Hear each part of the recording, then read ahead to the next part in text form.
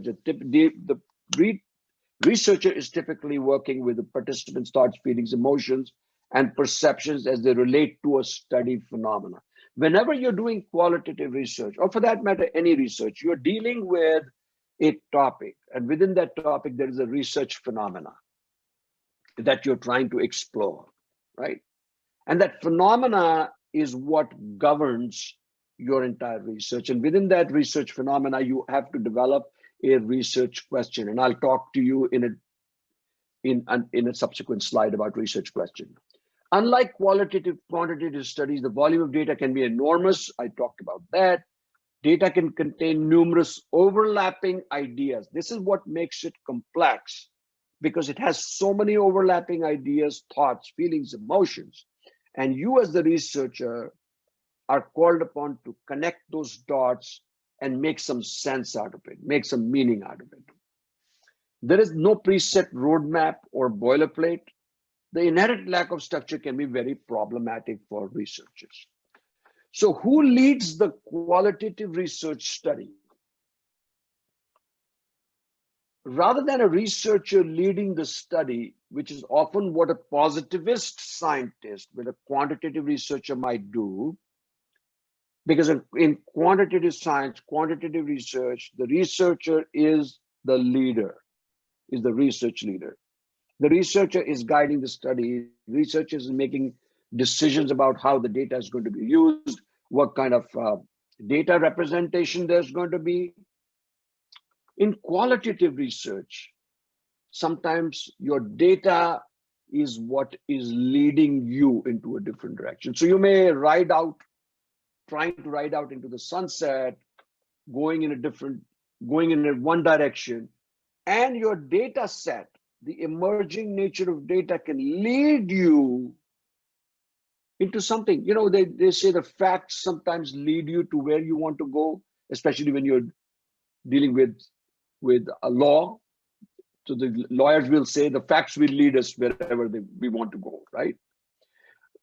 In this case, the data will lead you.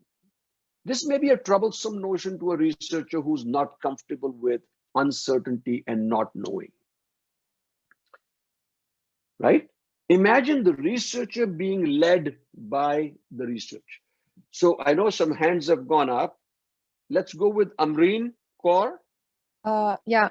Hi, Dr. Behal. It's a great pleasure interacting with you. So my question was more pertinent to the previous slide, and I just want to take a little bit dive into interview as a methodology. So just for the sake of analytical, say, extrapolation, how do you go about selecting your participants in a way that it eliminates the possible one-offness of their experience with regards to your research question?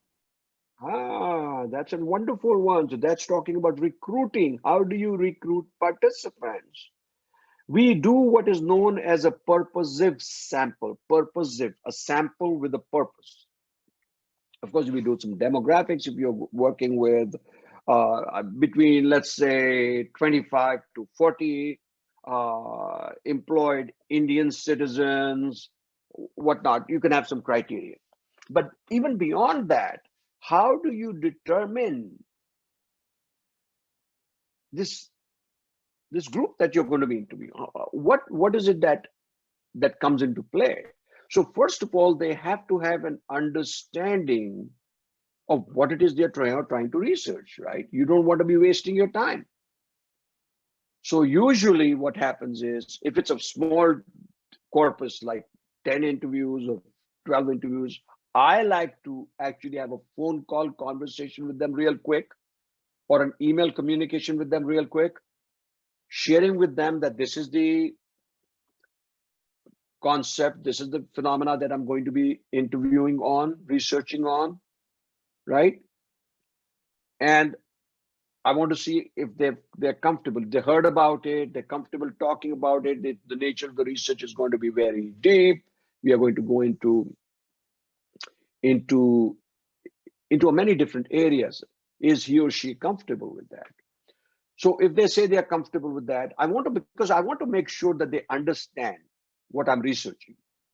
What's the point of talking to somebody that doesn't understand what I'm researching, right? I don't want to be spending half my interview trying to explain to them what I'm researching. They're already going in, they have to be comfortable with that. But even beyond that, it's my own judgment call also. I want to make sure, is this person going to give me rich data in the interview? I mean, can this person talk to me authoritatively about the topic by shedding light on this topic in a way that becomes relevant